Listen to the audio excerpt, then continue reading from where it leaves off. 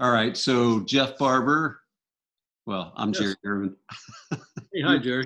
You're Jeff Barber. And so we'll see. Anyway, we're going to post. I'm going to post this. So you and I are just, as you're healthy at home, as they say in Kentucky, and I'm locked and loaded in Marymount. Ha.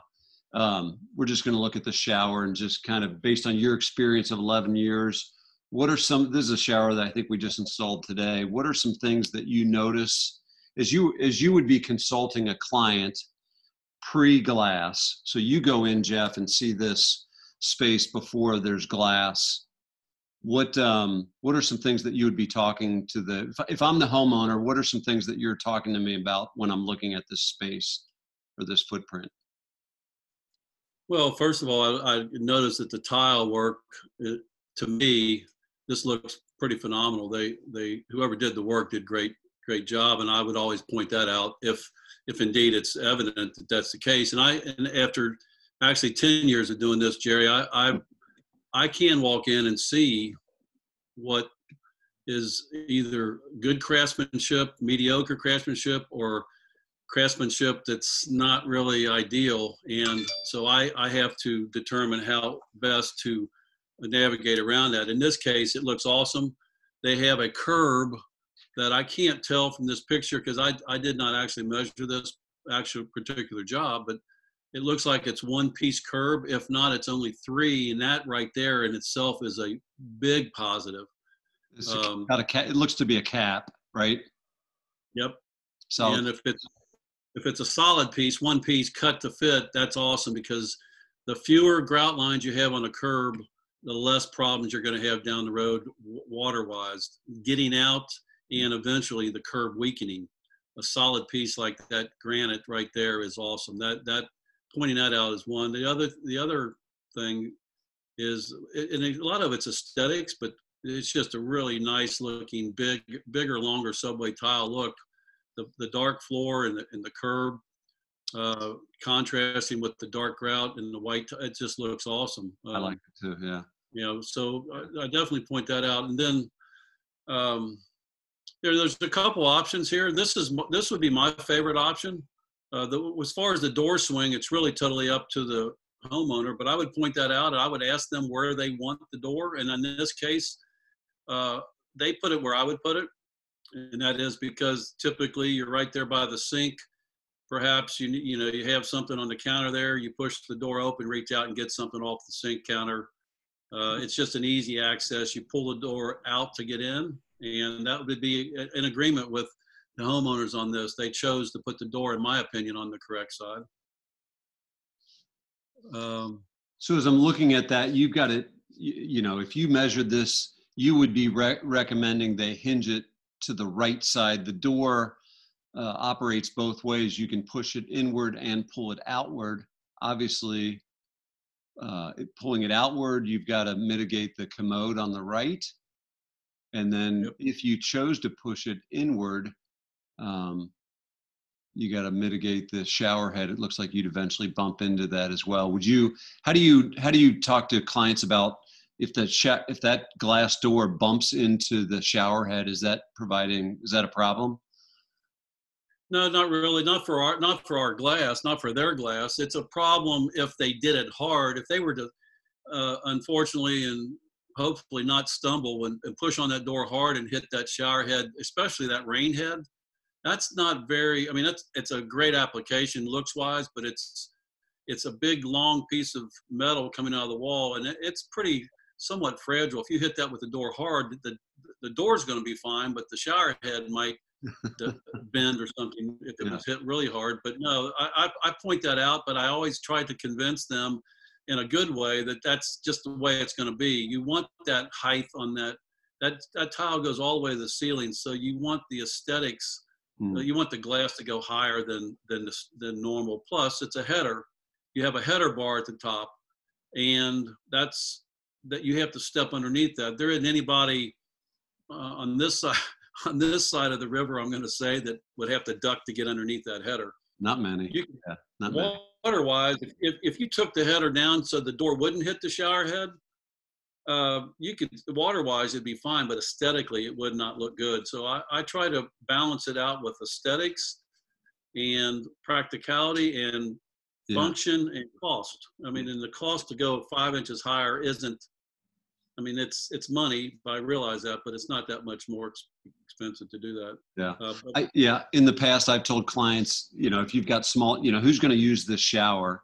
And if it's, if it's young boys that go in there with the intention, with bad intent to break things, then you probably have got other issues going on in your house anyway.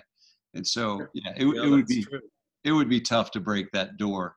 But again, going back to your point, so you got the commode on the right to mitigate, you got the vanity on the left.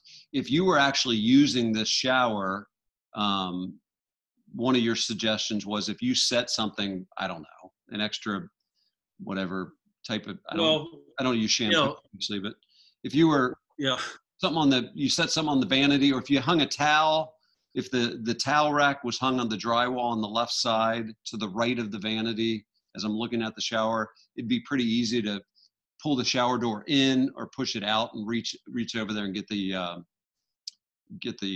towel bar or the towel. it could be, but probably more on the probably more on going in. Let's just picture the personal habits. You might be in the morning brushing your teeth, looking in the mirror, and then you go to the shower. You just go to the shower and pull. You don't have to walk around the door and pull it beyond you. So it just makes more sense there. Yeah. They chose well. They chose the right way, in my opinion, on that. Yeah. The other thing too that in talking with you earlier, I even mentioned the header.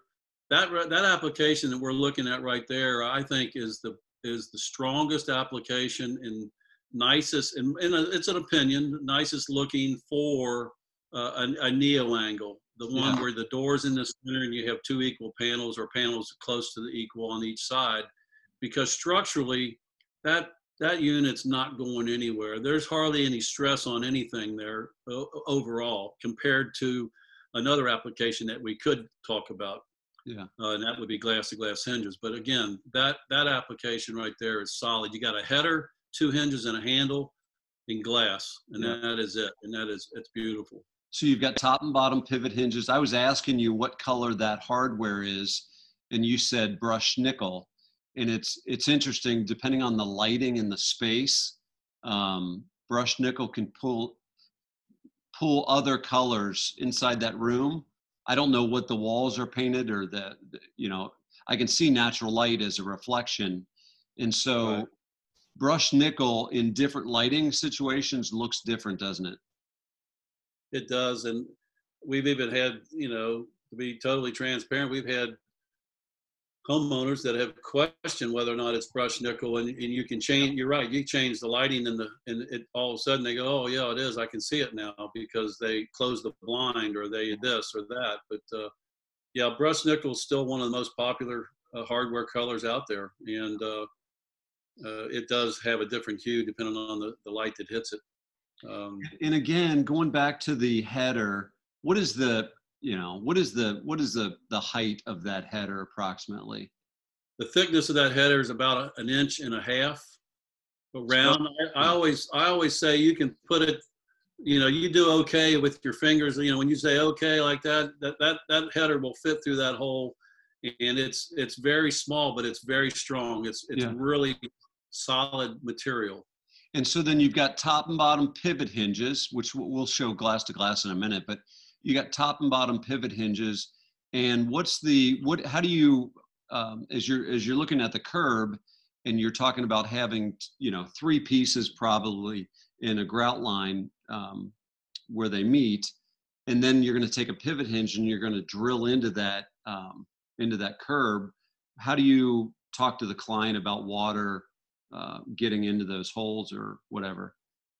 Well, it's a great question, and we will talk about glass to glass in a minute. That will also show you how we have to penetrate the curb. One of the things I will say, and not in this application, because no matter what on this application with a door, whether it's with glass to glass hinges or pivot hinges, that we will have to penetrate the curb. But I will say, if there are options on other applications, other configurations. I will say, if it was mine, I would choose this because if we do it this way, we do not have to penetrate your curb. Well, what do you mean, Jeff? Well, we're going to take a drill and we're going to drill into your curb to set that hinge or to set that glass clamp. And so we're penetrating a hard surface, and there could be failure down the road. I mean, we do this day in and day out, and we rarely have failure, but 10 or 15 years down the road, who knows? Mm-hmm. Water finds the lowest spot. And if you're drilling a hole, you're lowering that spot. Mm-hmm. We silicone those heavily underneath the hinge. We fill them with silicone. The screws go into the anchors, go into the hole, screws go into the anchor. Silicone is totally engulfed in that area, and it proves to work well. But again, I default to, if I cannot penetrate a curb, I wouldn't. In this case, you have to, whether it's glass to glass or a header. And how do you talk to clients? So this is frameless, which a lot of times they look like aquariums, but as we tell people, they don't retain water like an aquarium. Right. So how do you mitigate? I don't know what their water pressure is going to be. And I like the rain shower head because it obviously is down versus out. How do you talk to what do you say to the clients about water escaping through these vertical gaps? And what are those vertical gaps? What is the goal with the whether it's templating, ordering, or installing? What's the goal for those gaps, and how do you communicate that to the clients? Right. Well, that's another great question, and a good conversation to have with the homeowners. And sometimes I'm not able to meet with the homeowners because I'm meeting with the contractor, and where we do that, I like to have that conversation with the homeowner because we want to set their expectations or understand their expectations. So as you said, this is not an aquarium. So when you got 3 pieces of glass, one of them has to move. They can't be touching. That's why we call it frameless. This particular application, a lot of people say, well, it has a header. It's not frameless. Yeah. We at Alluring Glass call it a frameless with a header because it is frameless. It just has a header because you have to put the hinge in something. Yeah. And so the gap on the handle side, when that door comes close to that panel on the left, will be approximately in 1/8 inch. There'll be an 1/8 inch gap. There's no way around it. Now, sometimes it can be a 3/16. Sometimes it can be a 1/16. Typically, we're right around the 1/8. I think industry standards gives you 3/16. So if somebody said that seemed like a big gap, if we measured it, we're going to try to adjust it, but 3/16 is acceptable. On the right side where the hinges, it's going to be anywhere from 1/4 inch to 5/16. And so it's a bigger gap. Not a lot bigger, but a bit bigger. If you look at where the shower head is, and I would be talking to the homeowner, I would say, do you have expectations that no water gets out when you're showering or a little bit of water? And when they answer that question is how I proceed from that, because we can prevent water from getting out of that 5/16 gap and that 1/8 inch gap by putting polycarbonate sweeps. We call them polys. They are clear, translucent. They're not crystal clear like glass, but they're translucent. And Mr. and Mrs. Homeowner, we can put polys on each one of those reveals. We call them reveals, gaps, to prevent water from getting out.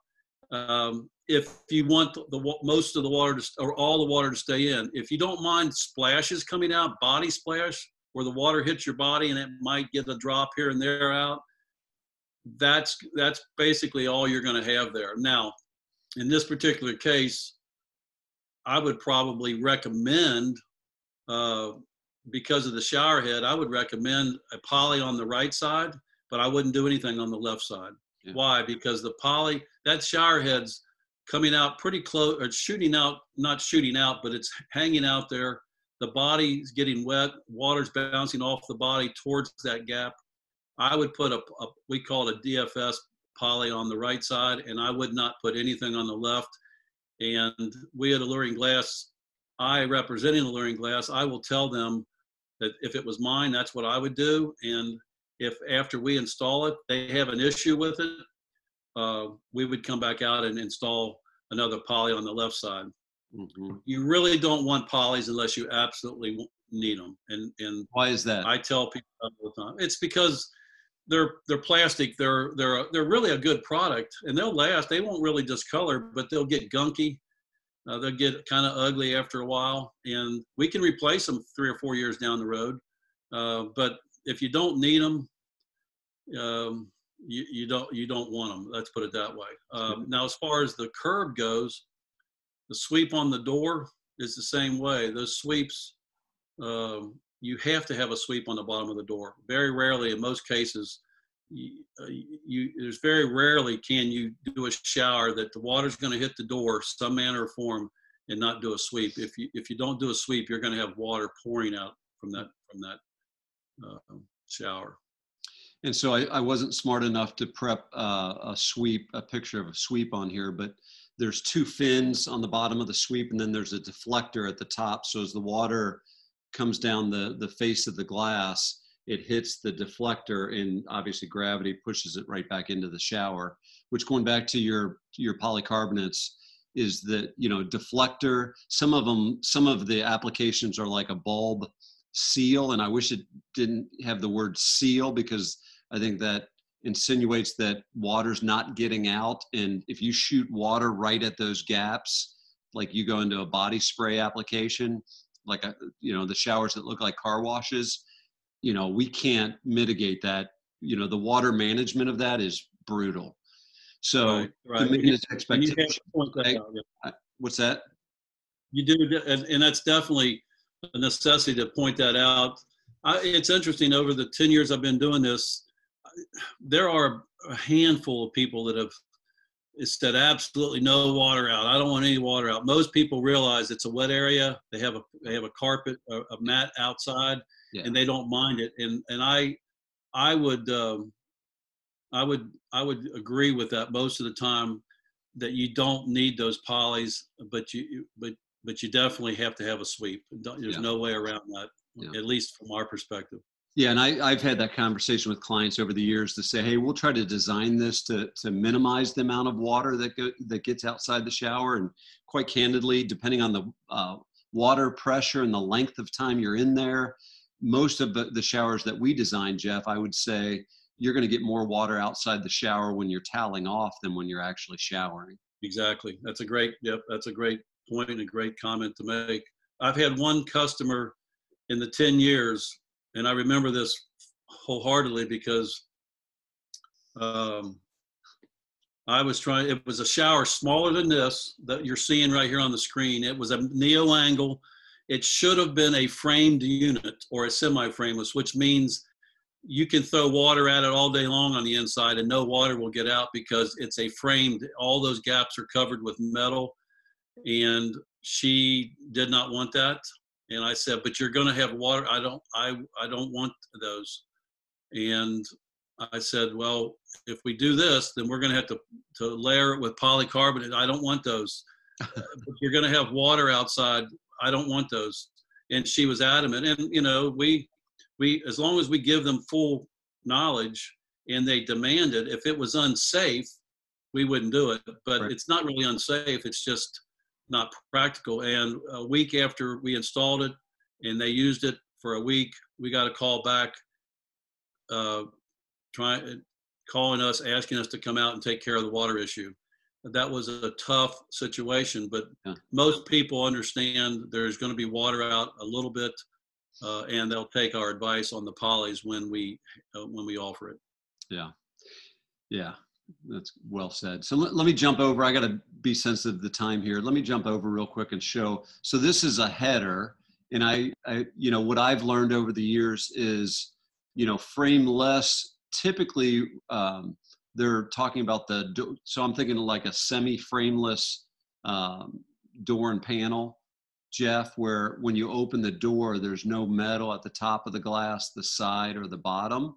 Right. On a semi-frameless, you'd have a continuous hinge there, a vertical metal extrusion. On a frameless, when you open the door, the entire door is free of metal. And so anyway, a lot of semantics. But now this is interesting because this is a frameless and this is a monster neo angle. And here, Big. yeah, they didn't want the header. And again, beauty's in the eye of the beholder. You know, for me, I had braces when I was a kid.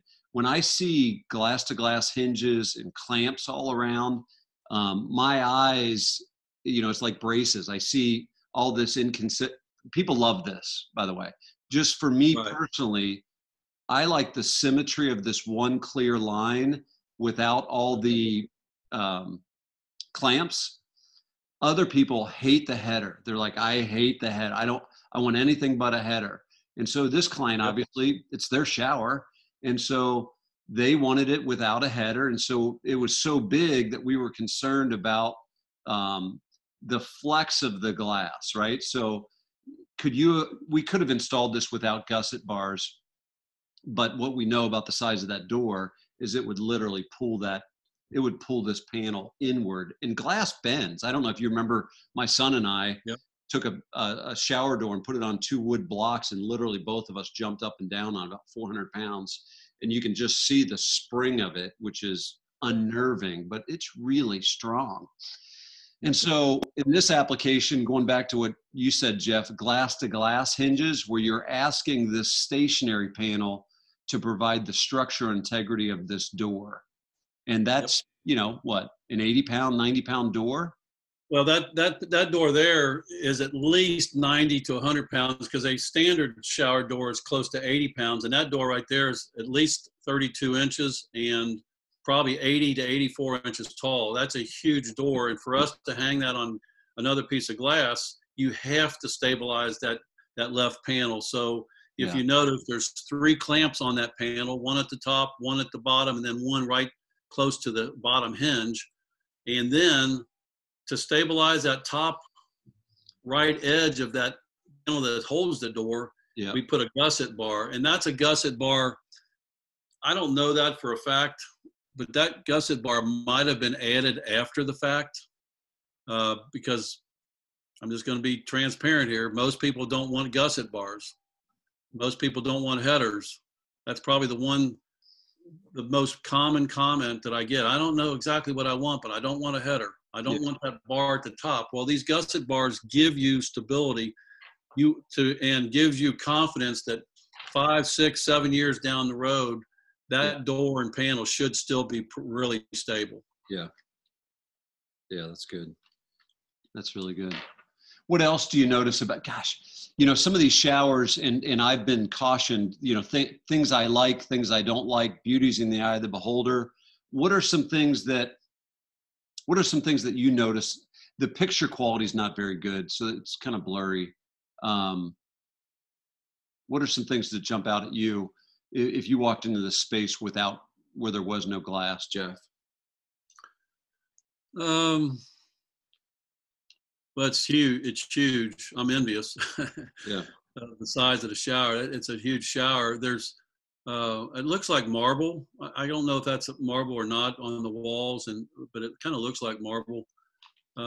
It's interesting. It's similar colors to what we showed before, except that the floor of the shower is also the same color as the walls, as opposed to black. But they have that nice chair rail size decorative tile that it goes around. That's a neat touch. They have a bench in there that is probably for an average person. You could sit on it, but I find more times than not, those benches are used by women who shave their legs, and it's a great place to put your foot up and, you know, be able to shave your legs and still have, in that case, still have some space to get out of the water, or get away from the water. And then, of course, at the top, there's another shelf that has it's another shelf that was put in there by the tiler. I would say, you know, not being critical, but it's apparently they could have used another shelf or two, because they have one of those caddies that hangs over the shower head. That's a good point. And I know that you can put these corner shelves in after everything's built. Well, going back to this shower, it looks like there's a reflection there, but there's one niche there. Yeah. One of the things that I used to tell clients is take inventory between, like myself and my my shower, it's my wife's bathroom. She allows me to use her shower a minute and a half a day.